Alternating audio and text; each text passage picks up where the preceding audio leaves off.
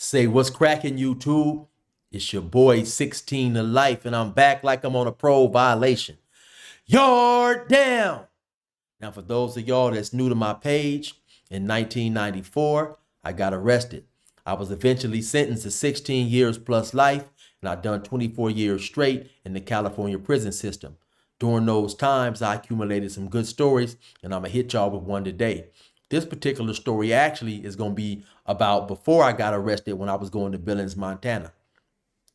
Now, before I hop into the story, do me a favor if y'all can check my website out. That's 16tolife.com. I got some merch up there, some new merch. I got some Fox, just tell me what I owe you t-shirts. I got some Yard Down hoodies, and I got some 16 to Life hoodies. You also can purchase my music from there. Once again, that website is 16tolife.com. And yes, that's an actual picture of Fox on the Just Tell Me What I Owe You t-shirts, as well as a picture of Fox in his thumbnail. Now, let's hop into this story. In 1989, I started going to Billings, Montana. I got some cousins who live out there, and they came down for Thanksgiving. After Thanksgiving, I rode back with them to visit. I liked it, and I ended up staying out there. A lot of people always ask me, hey, chill, man, did they have any blacks out there? Well, actually, they had a lot of blacks out there. They got two colleges out there, and you would have dudes come to go to college, and some, after they attended college, they would just stay. They also had a lot of pimps out there from Chicago, from Milwaukee, and Rockford, Illinois. They had a few brothers out there from Oakland and a few other spots. So, they had a decent amount for a dude to feel comfortable. At this point, I started hustling and selling dope. So I had known all these dudes, man, and I'd been out there for about 2 years on the day of this particular story. So I went to a bar that we all used to hang out called the Arcade Bar. Once I get up in there, it's not a whole lot of people up in there. Matter of fact, the only other hustler up in there is a dude by the name of Fruit. Now, at that time, Fruit was probably in his early to mid 50s. And to me, he reminded me of George Jefferson, only he was much taller, probably like 6'1", 6'2", somewhere up in there. Now, Fruit, he had one toe up asshole, man. She was I think she was Indian, but she was light complexion and she looked at white. But she was built like a 1960 refrigerator or some shit. And he always used to have her with a blonde wig. He used to say to me all the time, yeah, Chili, all my hoes gonna be white, Chili. I don't want nothing black but a briefcase. And so that was his thing, And so on this particular day, me and him, we played some pool. Now, he was also a pool sharp. We was playing for like $20 a game. He hurry up and whooped me out of about $100. So I had stopped doing that, and now we just chilling. We talking. We on the pool table. We just hanging at the pool table. So actually, we hoping some other dudes pull up so we can shoot some dice. We used to have these big proper ass, dice games jumping off, But now Fruit, he never shot the dice, very rarely. What he would do, he would just always bet that whoever was shooting the dice would miss. So now, on this particular day, he got two pairs of dice. He got some regular dice and he got some trick dice. Now he got a whole bunch of money fanned out in his hand, and he got the trick dice in his hand under the money. And so what he's doing, he's rolling the dice on the pool table and he's practicing just switching out from the trick dice to the regular dice. Now the trick dice, all they roll is 7 or 11. And so even though I'm watching him and I'm seeing what he's doing, he's so good, I can't even tell when he's switching. So now later on at some point, we hear the door open and close again. Like I was telling y'all, the Arcade Bar had a big old giant wooden door. So now we look up and we see this dude walking towards us. Now this dude is a white dude by the name of Wedo. Wedo was from Bakersfield, California. I don't know what he was doing out there, but he used to wear these like old gangster jackets that we used to wear out in California, probably in the mid 80s. They was black, and you would take them to somebody who was a printing or whatever, and they would put, your name or your hood or whatever, your nickname or something like that. So on the back of his jacket was Wedo, and it said Bakersfield, which made me think at some point in time, he may have used to run with the Hispanics out there in Bakersfield. But anyway, on the way of him walking toward us, Fruit looked at me. He said, hey, Chili, let's see if we can get him. So now, when he come to the table, Fruit is rolling the regular dice out there.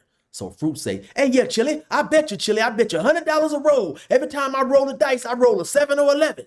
I say, okay, bet. He said, well, Chili, betting on the wood make the betting good. Drop your money, Chili. So I put $100 out there. So now Fruit, he rolled the regular dice out there. Now, just so happened, he rolled a 7. He said, oh, whoa, look at that, Chili. I win, Chili. So he picked up a $100 bill. I set another $100 down. Now, this time when he rolled, he don't roll a 7, so then I win. So then he rolls something else. I pick up another $100. He rolls something else. I pick up another $100. So now I'm looking at Wedo, and I'm seeing that he's becoming intrigued by watching what's going on, hoping that he can win some money. So we do this for a few minutes more. Every now and then he'll luckily roll a 7, but for the most part, I'm winning and I'm getting a lot of money, especially it seems like in Wedo's eyes. Now, at some point in time, the door opened again. Just so happened, my partner Fox come up in there. So now Fox come over there. He watched what we doing for a few seconds. Then he called me. Yeah, hey, chill, man. Yeah, let me holler at you, man. Yeah. So now me and him, we walk to the back in the bathroom. So I'm like, hey, Fox, what's going on? He said, yeah, chill, man. You got any of that shit on you, man? Yeah. I said, yeah, what's up? What you need? Yeah, chill. Let me get a couple grams, man. He said, chill. I ain't doing no good right now, man. Just give it to me, man, and tell me what I owe you, man. Just tell me what I owe you, chill. Yeah. So I dig into the bag, I get him a couple grams. I say, here you go, Fox. He said, yeah, chill, good. Just go get out, man. Catch up with me later today, man. Just tell me what I owe you. Yeah. And so he leave, he walk up out of there. So now I go back to the pool table. Now, of course, Wedo, since I left, he see his chance to get in there and try to win him some money. So now when I get back, Wedo was asking him, he's asking the rules to Fruit to make sure. He said, man, so listen, all you saying is you gonna roll a 7 or 11 every single roll?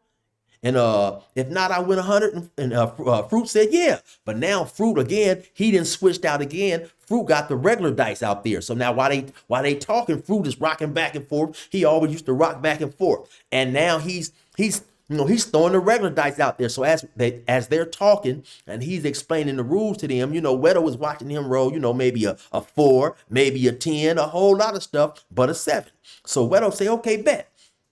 So now when Wedo drop his 100, of course, Fruit go to his hand where he got all the money fanned out. He make the switch. He rolled a 7. Oh, look at that. Oh, I win. Now, every time he throws the dice, he'll grab them real quick and go back to his hand.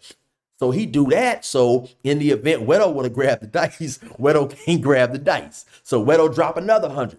So Fruit roll the dice out again. Fruit bust him up again for the 100. He snatched the dice up. Wedo drop another 100. Now, in my opinion, Fruit didn't have no finesse about his hustle. Every now and then, I thought he should have let Wedo win because he gonna get the money back. But he wouldn't. He didn't have that in his game. He trying to get every single thing up out of him. So now Wedo was looking kind of strange, right? So now Fruit, like I say, he done made the switcheroo.